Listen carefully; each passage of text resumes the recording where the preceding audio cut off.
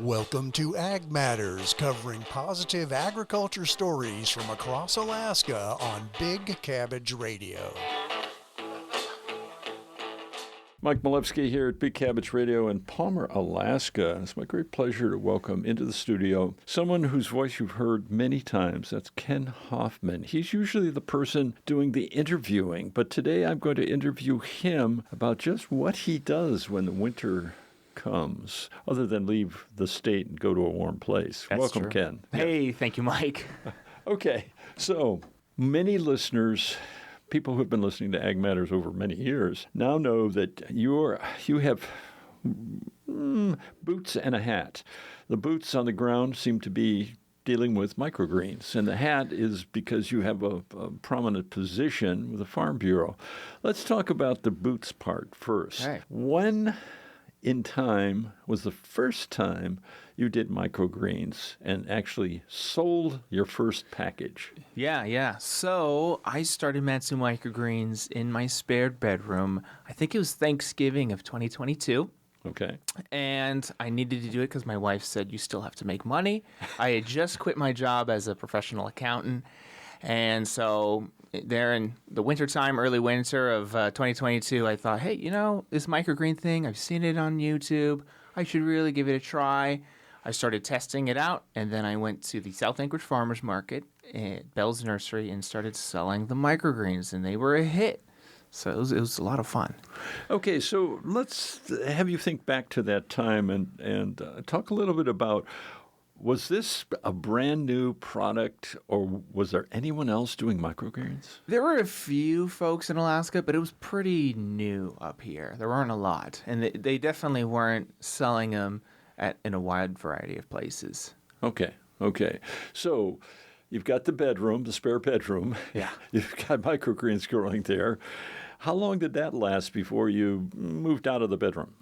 I think we were there until summer of 2024 when we started growing our greens at a barn, and we call it our facility, over on my father's place. He had a barn that he had built, and he wasn't using it at the time, and so we moved over there, and now we're almost filled up the entire space. It's a 30 by 30 barn, climate controlled, and it's been a lot of fun, and I've just been growing the business every year. So what did you learn that you did not know initially about growing microgreens, which seems like a simple thing?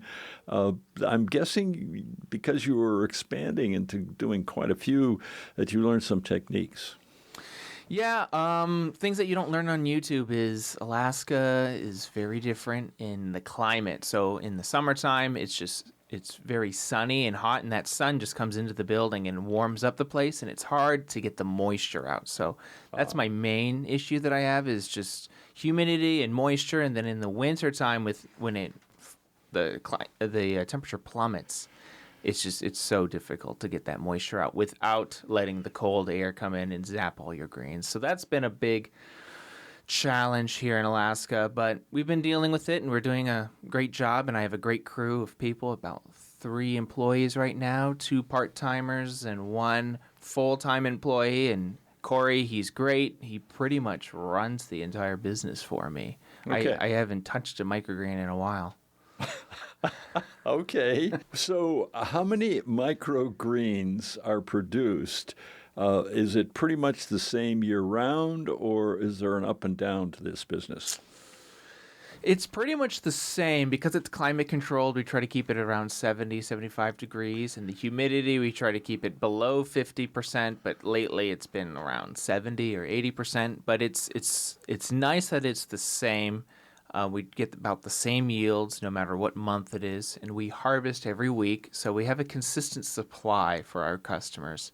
And right now, we started with 4 varieties, and now we're up to 50 varieties. But I'm trying to simplify the business. Complexity is not always the best, especially since I'm always starting other businesses and enterprises. So if I can simplify something, it's nice. So we're going back to maybe 10 varieties.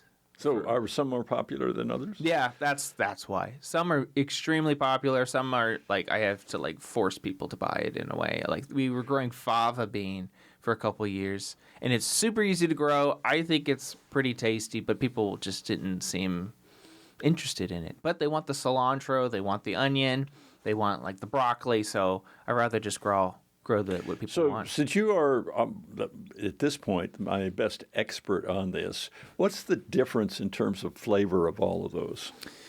Yeah, so I'll talk about the difference between a microgreen and a sprout. A lot of people are confused about that. So sprouts are grown in water, and they grow for about 3 or 4 days, and they're considered a processed food product, not agricultural. It's kind of interesting. So you have to grow sprouts in a commercial kitchen as if you're making a sandwich or a salad at a restaurant. So I don't have a commercial kitchen, so I legally cannot grow sprouts. People like sprouts because they're crunchy and really mild. They're easy to use. Microgreens, on the other hand, are still fairly crunchy, but the flavors are really a really big flavor. So our tagline is small bites, big flavor. Okay. And you can really tell the difference between different microgreens, and they pretty much taste like what you would think they would taste like. So All the right, peas taste like peas. And I know we've had some microgreens, and they seem to last for a bit. We don't have to eat them immediately and use them up. How long, typically, if they're stored in a refrigerator? So we tell everybody about a week. You should eat within a week, but then certain varieties will last much longer. So the peas can last 21 to 28 days. The sunflowers can last 14 to 20 days. It all depends. The girthier the green, the longer it lasts. Okay, talk nutritional value. Why would I, other than they're very attractive and they have a nice flavor, particular nutritional value of greens? So when I'm at a farmer's market and people ask me why buy these, my main selling points are the flavor. So you use them like herbs. So that's the main reason I use them. I love the flavor of the microgreens. Also the convenience. They're grown indoors, so they're fairly clean. I still have to say legally wash them, but I never wash them. You can throw them on your sandwich instantly. There's no chopping. There's no washing. They're very convenient and flavorful. The third aspect of microgreens is the nutritional content. There are a few studies on micro broccoli. They say that it's about 40 times more nutrient dense than a head of broccoli. So that's if you had a cup of broccoli, normal crown broccoli, and you had a cup of the broccoli microgreens, you're supposed to have 40 times the nutritional density. That's what they say. There's not hard evidence, so I don't push it. Again, I push the flavor and the convenience. Okay. What's the best use of the microgreens? Oh, man, everything. I put it on sandwiches, salads, burgers, wraps, soup. Just put it on everything. My favorite, personally, is right now, at least, is on hamburgers. It just seems to be perfect for it. Okay, very good. So if we were wanting to have some microgreens, where would we find them? Yeah. So this summer, we were able to get our HGAP certification, which means that we can sell to large distributors. So now our main clients that we work with are Di Tomaso's, also known as Cisco, and Charlie's Produce. And so they are delivering the greens all across the state of Alaska in restaurants that I don't even know. So I could be eating at a restaurant and see microgreens, and they could very well be mine, but I have no idea. Okay, because you do a distributor. We use distributors. We do directly to restaurants. Some restaurants in Girdwood rather just buy directly from us. And then we do home deliveries. We deliver to a few small grocery stores directly, like Bushes and Bunches. So if you're in the Mat-Su, that's the number one place to get them is Bushes and Bunches. But we also have them stocked in Kenny Lakes area. We have them in Homer, Save You More Homer. Scotty down there, he's been a big cheerleader for us. But yeah, Di Tomaso's and Charlie's, they're delivering them everywhere. Okay, so but you would not find them in Cars or not yet. Fred Meyer's. According to Charlie's, they're working on it. We're gonna get Safeway or Kroger hopefully soon, and maybe Three Bears. If anyone's listening out there and has connections, reach out to me. All right. Mike Chmielewski here at Big Cabbage Radio in Palmer, Alaska. And I'm speaking with Ken Hoffman, and we've been talking about pretty much anything microgreen. But now we're going to shift from his boots to his hat. He wears a hat that indicates that he is someone of prominence in the Farm Bureau organization. Talk about that. Yeah, so I joined the Farm Bureau, I think the same year I started the microgreens, which was in 2022. I joined in the Mat-Su chapter. So we have a Mat-Su chapter of the Farm Bureau has an annual meeting every March or April here at the train depot, and it's open to pretty much anyone in the public. And so I went, and then I paid my dues and joined and became a member. And then I think the next year I was voted on as vice president of the Mat-Su Farm Bureau. And then the year after that, since it's really tough to get volunteers to do hard things, and so the Mat-Su Farm Bureau for years, I think for 30 years now, has had a booth at the state fair. Right. It's a lot of work. Yes. To have a booth at the state fair, as you Been guys there. know. I mean, we buy inventory like Alaska-grown hoodies and T-shirts. That's what we're known for, and that's how we raise our money. Well, the year I was vice president, nobody, including me, kind of did it. No one did what we were supposed to do, and Okay. so I said, well, I would be willing to do all of the work. However, that takes a lot of time. I don't have a lot of time, so I would have to decrease some of my money-making activities to do this. And so I said, why don't you guys hire me for a small fee to be executive director of the Mat-Su Farm Bureau, and then I'll do all the work. And they said yes, and so I was executive director. I'm still am the executive director of the Mat-Su Farm Bureau. And then just a couple months ago, I said the same thing to the state board, and then they hired me on. So now I'm the state executive director as well. Lots of fun. Talk about the Farm Bureau. The biggest thing that it does, other than having a booth at the fair, that's cool, but what's the benefit of the Farm Bureau? Yeah, so the Farm Bureau pretty much accomplishes whatever a farmer couldn't do on their own, and that would benefit from grouping together with other farmers. So American Farm Bureau, I think their tagline, or they're known for, is they're called the voice of agriculture. So with that, normally that means political voice. So all of us farmers get together and we advocate for certain policies at the state government. For State Farm Bureau, generally state government, but American Farm Bureau does national government as well. So it's politically, we advocate. And then we also have benefits. So we have like an affiliate marketing with certain vendors. And so like Granger, if you're a Alaska Farm Bureau member, you get free shipping from Granger because we have organized those benefits. So there's lots of reasons to be a member. Okay. How many members are there in the Valley? Oh, in the Valley, we have about 150 Whoa. members, and then statewide, it's almost 300. So it's not nearly as many as we would like. We have a lot of growth, but not too bad. Okay. Where can someone who might be listening and who thinks this might be of some value, what should they do to get further information or join? Yeah, so you could go to our website, alaskafb.org, and become a member. There's two different membership classes. There's general membership, which means if you're a farmer or a rancher producing something, you have voting rights in the organization. But you could also be an associate member, which is a supporter. So somebody, it could be anybody.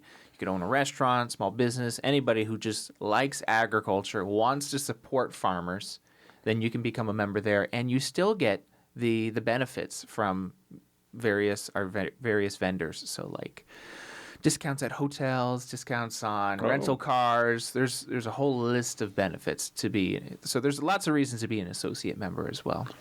So let's take a look at the broader picture of things. You have both a working knowledge. You're a farmer. You are also tied into a large organization which is looking at big pictures. There's been a lot of discussion about agriculture in Alaska and various proposals for how to improve Alaska's agriculture, having a Department of Agriculture as opposed to a part of some other department. What do you see happening over the next few years that would benefit agriculture in general in the state of Alaska? Man, that's a tough big one. question. It's a big question. So thankfully I'm the executive director and not the policy director. So the policy director, these are things that she deals with. I mostly deal with working with members.